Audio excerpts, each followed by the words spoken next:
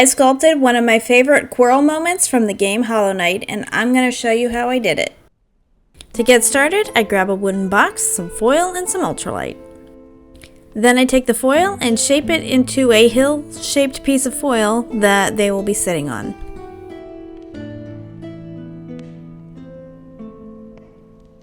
Once I'm happy with the shape, then I take some ultralight and cover that foil to help smooth out the edges and bulk it out some more.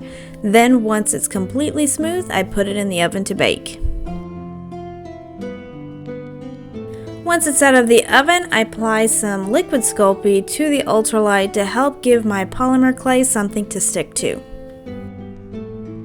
I then take some sheets of Super Sculpey polymer clay and I apply it on top of the ultralight clay, cutting off the excess and being sure to get out any annoying bubbles that can sometimes get stuck under that clay because I don't want any problems later on.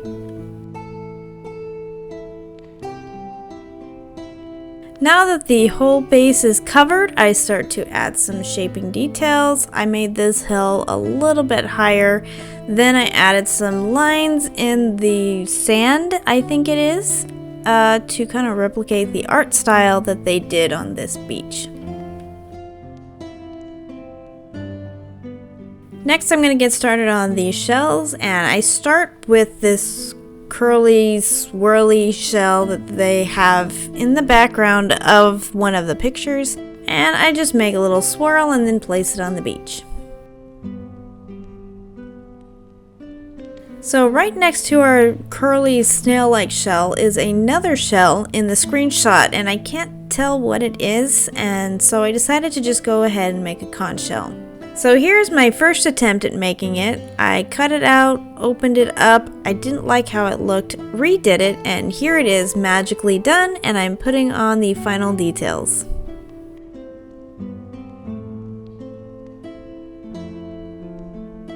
Now I'm going to get started on the tedious process of making the leaves for these bushes that are on this lake beach. There are so many leaves, I cannot tell you how tedious this process was.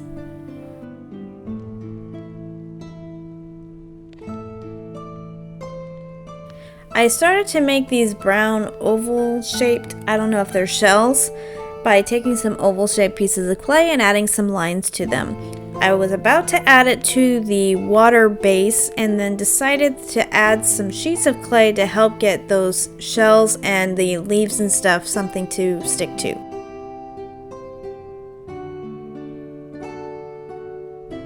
Now that the bottom of my lake is nice and smooth, I add these brown shells and blend it in nicely, then start to add some more leaves to the underwater part of this lake.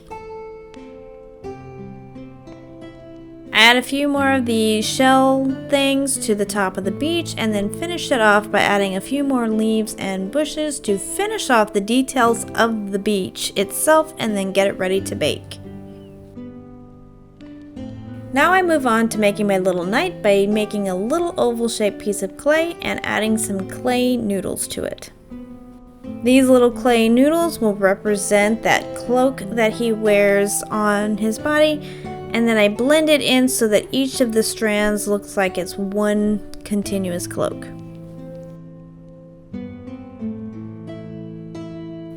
Now I add his little bug legs, and though I wasn't exactly sure how he was sitting, I imagined him sitting with his legs kind of just curled up in front of him because his legs are kind of tiny, and I felt like this would be the most comfortable position for him to just sit down on the beach.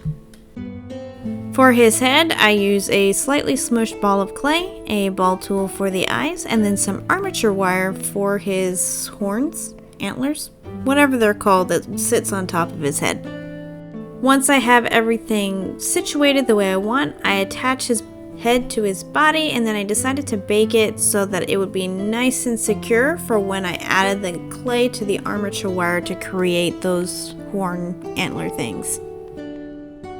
Once I have the armature wire completely covered in clay, I add a little piece of clay to the tips of his horn antler things to create that little detailing he has on the top of his head. Getting the basic shape of his nail was a little bit of a challenge, but I just kept pinching and prodding at this clay until it was sword-like shaped. Add a little bit of armature wire to the top and a handle, blended it in. When it comes to the design of the nail, I decided to go with the fully upgraded nail since I had a fully upgraded nail by this point in the game, and I thought that maybe most people who get to this point in the game would have a fully upgraded nail.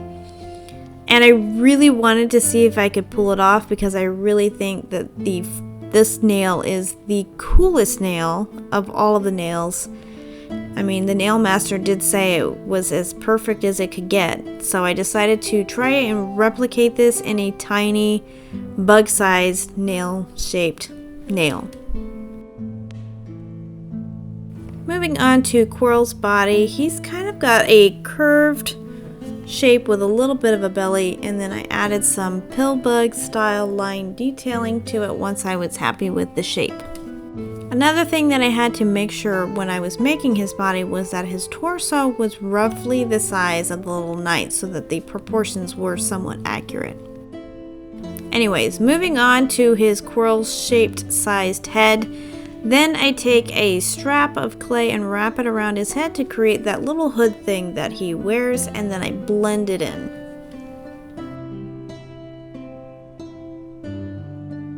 It's a little hard to tell in the photo exactly what this hood would look like, but I decided to give it a little bit of a collar around the neck so it kind of goes down a little bit farther.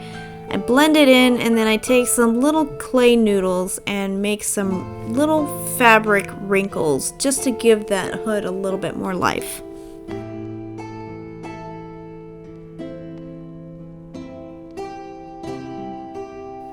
I do the same thing I did with the little knight and use a little ball tool to create his eyes. Next, I added some armature wires and some curved leg shapes before I baked him because I really wanted that armature wire to be nice and secure before I added the clay on top.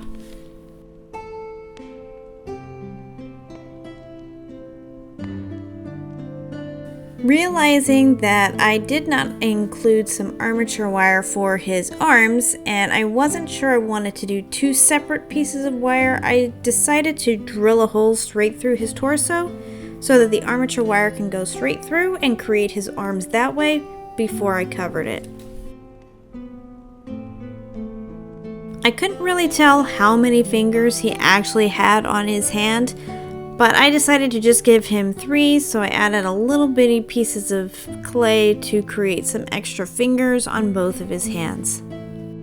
Next, I put Quirrel in the oven to bake, and then I start working on his nail. I wasn't really sure what his nail looked like based off of the screenshot, but based off of fan photos, it looked like they made it a little wider at the base with a handle and then pointier at the end, so that's what I did. Now for the fun part, painting. Obviously, the little knight is pretty simple to paint. He's basically black and white. I paint his cloak and his body completely black, his head completely white. Then, once the white is dry, I add some black paint to the eyes. Then, to add a little bit more color, I dry brush some gray on top of his cloak. For his nail, I just start with a base coat of gray, then I paint some nice shiny silver on top to create that pale or shiny nail. For Quirrel, he's basically just a lot of blue, so I start with a darker blue for his hood. Then I do kind of a medium-ish blue for his back, and then a grayish blue color for his front torso. I move on to his face, and I of course paint it completely white because pretty much every bug in this game has a white mask face. I finish him off by painting his arms, legs, and of course his eyes completely black.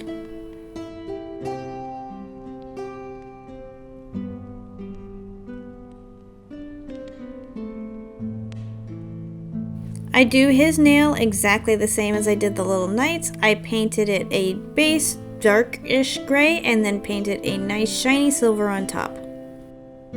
Moving on to the leaves, I paint them a dark bluish green base coat. In the process of painting, I broke a leaf off. Let me recommend sculpting your leaves in your dark base coat color so you don't have to do this. But since I didn't use color clay, he is going in timeout while I finish painting. I add some more medium greens and some light greens to dry brush on top of the leaves to add a little bit more color dimension. Next I move on to the shells. Most of them are a brownish color, so I start with a dark brown base coat. I then add a medium brown on top to add some more color. Then I dry brush some light brown on top to make it even more colorful.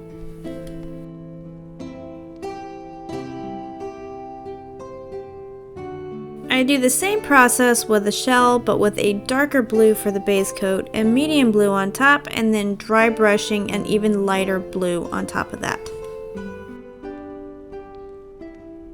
For actual sandy part of the painting, I paint the sand a various colors of sandy type paints.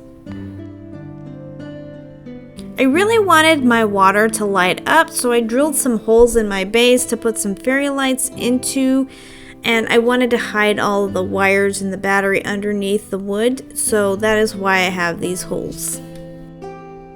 Next, I paint the bottom of my blue lake. Well, a blue because it's a blue lake, and I really wanted it to be a little bit darker on the bottom. Next, I take my fairy lights and I untie them. Then I thread them through the holes, place them where I want, and then use some UV resin to hold the lights in place. I tried to do this very strategically to make sure that each of the lights could get to a hole, but then I also missed a hole, so I ended up with an extra light underneath. Next, I tape off the areas where I want my resin to go. I'm new at this and I don't know if there is a better way to do this. The tape didn't really want to stick to my clay, so I had to wrap it all the way around and make sure that it was nice and tight. Once I was happy with the tape, I poured some blue lake colored resin on top of the lake portion of the diorama. I also added some cornstarch to the resin to help dilute it, to help maybe hide the lights a little bit, but it didn't really work the way I wanted it to, even after several coats of resin. Once the resin was fully cured, I removed the tape, and I think it looks pretty good, though there are some flaws. Oh no, Quirrel! Sorry, little guy. Let me stitch you back up. It's not perfect, but I think it turned out pretty good so far. After sanding it down a little bit to make it look a little bit cleaner, I noticed that this resin was not perfect. Some of the resin wasn't as cured as I would like, so I had to try to fix it with some UV resin. I got some bubbles and miscoloration, but overall, I think it turned out pretty good. I was a little on the fence what I wanted to do with the actual bottom of the base, but then I decided to tape the whole thing off and then paint it completely black because I thought it would make it look kind of like the bottom of your screen where it fades to black.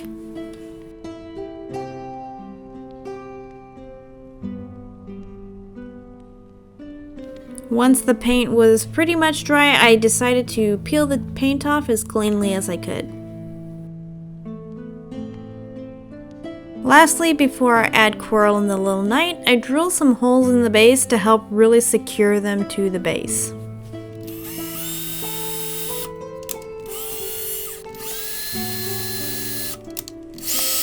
I added a little bit of armature wire up their tuchuses to really make sure they were secure. Then I glued them in place. I finished gluing on the final details by adding the nails, and I think we're ready for the glamour shots.